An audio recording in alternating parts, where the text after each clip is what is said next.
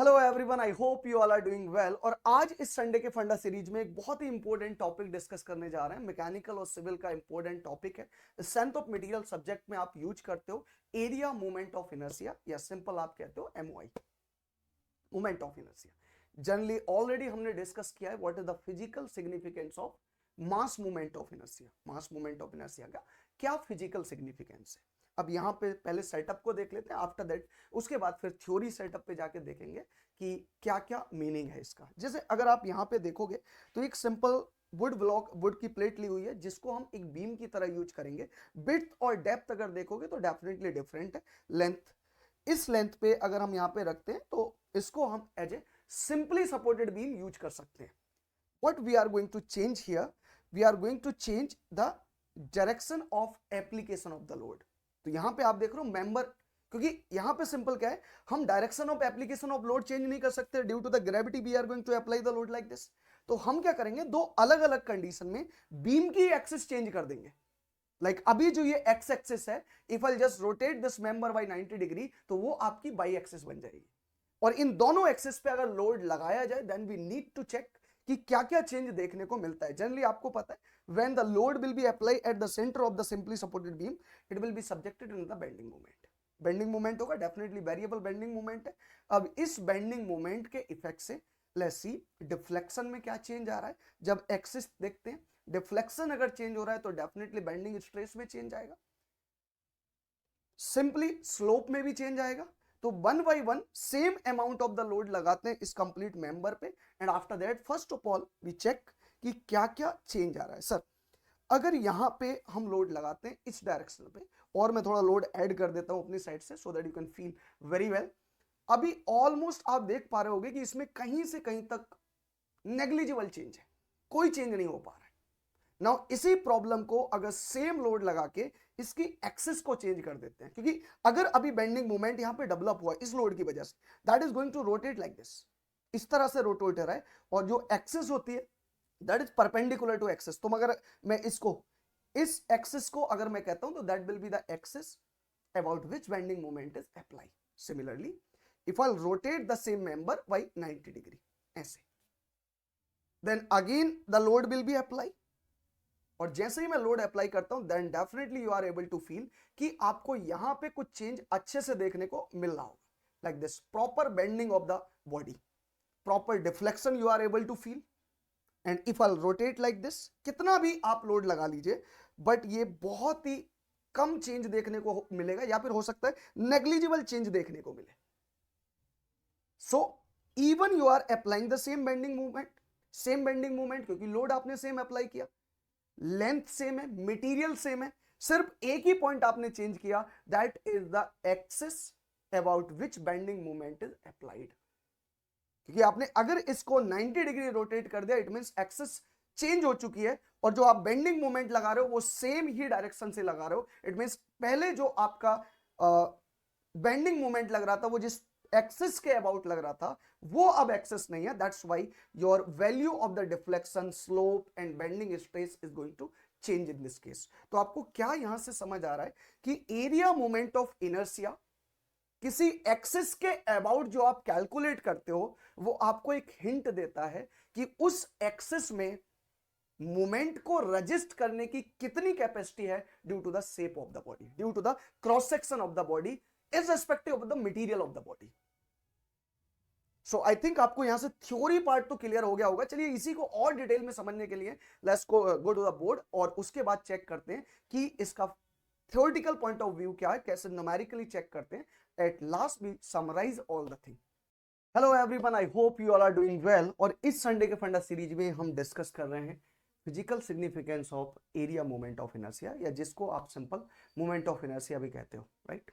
तो हमने अभी प्रैक्टिकल में क्या देखा कि जैसे ही आप axis of the member change कर देते हो under the same loading condition, जो डिफ्लेक्शन या फिर कहिए बेंडिंग का इफेक्ट है वो आपको कम होने लगता है। तो लेट्स ट्राई टू अंडरस्टैंड कि अब यहां से physical significance of moment of inertia में आप देखोगे न्यूमेरिकल पैरामीटर्स में क्या क्या चेंज हमको देखने को मिलते हैं। तो आज का टॉपिक है संडे का फंडा सीरीज में physical significance of area moment of inertia. Area moment of inertia का रियल लाइफ में क्या इफेक्ट है, let's try to understand. First of all simple इसका मीनिंग क्या होता है कि area moment of inertia generally known as second moment of area और second moment of area it is also known is a property of 2D plane shape. मतलब एक cross section की property है, एक ज्योमेट्री की प्रॉपर्टी है which show how its point are disperse in any arbitrary axis in the cross section plane. Means ये आपको बताता है कि क्रॉस सेक्शन के जो पॉइंट हैं वो एक्सिस के अबाउट किस तरह से डिस्ट्रीब्यूटेड है।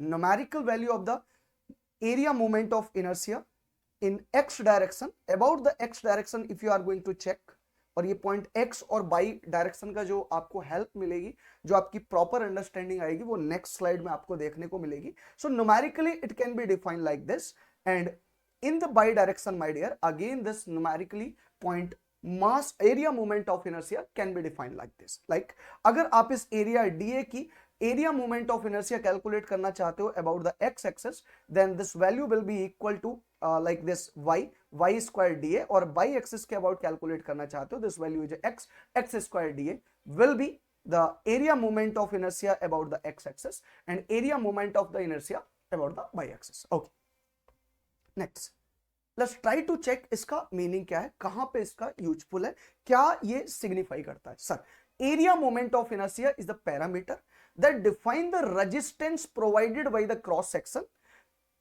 to bend because of its geometry. Means area moment of inertia is the property of a cross section which provide the resistance against the bending moment. If your cross section is having the more moment of inertia about any particular axis in the direction of any particular axis, तो उस direction में जो moment का resistance होगा that will be more.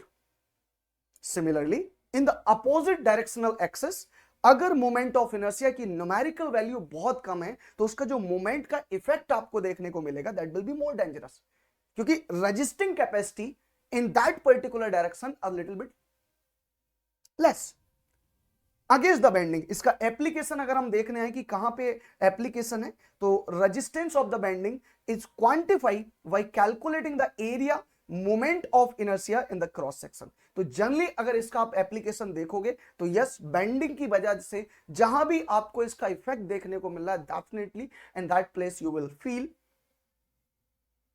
The existence of the area moment of inertia, because ultimately यही आपको क्या बता रहा है, resistance of the dimension, resistance of the geometry. Even it does not matter आप मटेरियल कौन सा यूज कर रहे हो, लेकिन मोमेंट ऑफ इनर्शिया आपको डायमेंशन का रेजिस्टेंस बता दे रहा है। हाँ, ई जो आप मॉड्यूलस ऑफ इलास्टिसिटी पढ़ते हो that is the resistance of material, property of the material, and this one is the resistance of the geometry. Like अगर आपने सिंपल बेंडिंग थ्योरी पढ़ी है तो सिंपल बेंडिंग थ्योरी में this what is this is MR, resisting moment my dear, it is not applied moment. applied moment numerically equal हो जाता है, तो this if I simply check then my dear maximum bending stress it can be written like mr divided by ix into y, and in this case you generally write, let me move sideways, मैं यहाँ पे इस side हो जाता हूँ so आप इस complete फॉर्मूले को देख पाओ। तो मैक्सिमम बेंडिंग स्ट्रेस की जो वैल्यू दिख रही है यहाँ पे, जनरली आप ये जो आई एक्सेस लिखते हो या आई मोमेंट ऑफ इनर्शिया किसी भी एक्सेस के अबाउट लेते हो, वो आप न्यूमेरिकल पैरामीटर में एक्सेस का रिप्रेजेंटेशन बहुत ज्यादा इंपॉर्टेंट है कि आप किस डायरेक्शन में एक्सेस कंसीडर कर रहे हो। आप बेंडिंग स्ट्रेस की जितनी भी प्रॉब्लम सॉल्व करते हो या फिर डिफ्लेक्शन की जितनी भी प्रॉब्लम सॉल्व करते हो, you directly write I, but again this I is the resistance of the moment, resistance against the moment about any particular axis. इसी को समझने के लिए थोड़ा और आगे चलते हैं, एंड न्यूमेरिकली सेकंड इंपॉर्टेंस देखोगे इसका तो आपको डिफ्लेक्शन में देखने को मिलेगा। जैसा कि आपने ये जो कंप्लीट बीम था उसकी जैसे ही एक्सिस अभी चेंज की थी और हमने सेम लोड लगाया था, डिफ्लेक्शन की वैल्यू आपको डिफरेंट देखने को मिली थी। Even the same loading condition, same material, same work piece, but only the axis is change. What is the reason? Let's try to understand with this concept. अगर numerically देखते हो तो सेम प्रॉब्लम कुछ इस तरह से रखी हुई थी। same amount of the load was applied, but when this load was substituted, then definitely deflection was little bit less. Reason, अगर इस लोड की वजह से आप बेंडिंग मोमेंट की बात करने आओगे तो bending moment will be develop like this, bending moment will be develop like this, and if I will write represent some important axis of this member, my dear, then axis कुछ इस तरह से होंगी, like this one is the x axis and this one is the y axis. Okay, similarly if the load is applied on this, then again the bending moment, direction of the bending moment will be the same. If anything is changing, that is the dimension of the x axis and the dimension of the y axis, my dear. Dimension in the direction of x and y axis. अभी भी कुछ भी हमने change नहीं किया है, same X axis है, same Y axis है, but in this problem we are able to feel कि एक में अगर हम एक्सिस ऑफ रोटेशन की बात करें, मींस बेंडिंग मोमेंट किस एक्सिस के अबाउट रोटेट कर रहा है या अप्लाई होता है, तो you feel when this couple is rotating like this, then this will be the application of, this will be the axis of application. X axis के about this bending moment is rotated like this, and moment of inertia will be always taken about the axis. जिस axis के about, axis पे नहीं, axis के about आपका bending moment लगता है. For example, at the same time अगर bending moment कुछ इस तरह से लगा होता like this from left to right or right to left, then at that time your bending moment is applied in this y direction, my dear. In that condition, you have to take the axis about the y-axis. You have to take the moment of inertia about the y-axis. अब इस difference को देखते हैं कि क्यों यहां पे deflection अलग अलग आता है. Let's see. Similarly, आप बेंडिंग स्ट्रेस पे भी जा सकते हो. Similarly, आप स्ट्रेन एनर्जी का जो आपका बेंडिंग के थ्रू एनर्जी आती है उस पे जा सकते हो, डिफ्लेक्शन पे जा सकते हो, स्लोप पे जा सकते हो. ये सारे parameters are defined by the moment of inertia if they are subjected under the same loading condition. Now, ये problem थी. This was the first problem and this was the second problem. This one is the second problem. Same दोनों की axis, जो numerical value of the bending moment थी, that was applied at the same axis.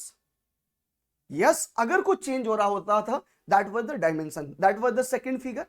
So let me write this value will be equal to V2 and this value will be equal to V1, my dear, because this is the first cross section whatever we have taken, and this was the second one like this D1 and this one is the second one like this D2. So किस axis में, किस axis के about bending moment लगा था last problem में, जो भी हमने experiment conduct किया, that was about the x axis. So what will be the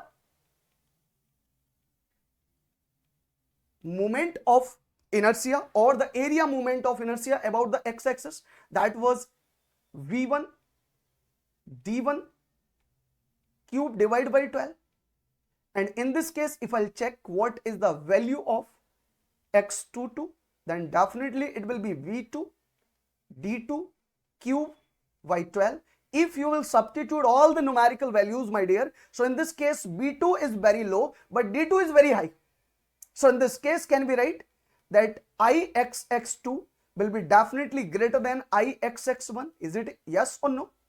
It means resisting capacity of the second cross section is more than the resisting capacity of the first cross section. If you feel the same problem, like this one is the second problem and this one is the first one. So resisting capacity of the second one is much more than the resisting capacity of the first one if you are dealing with the bending moment. That's why the effect of the bending moment in the second problem is a little bit less as compared to the problem given in the one, my dear. So I think आपको area moment of inertia का physical significance समझ आ गया होगा. Similarly आपको यह भी clear हो गया होगा कि आपको किस पर्टिकुलर डायरेक्शन में आपको area moment of inertia find out करना होता है. So this is all about the physical significance of area moment of inertia. Thank you all.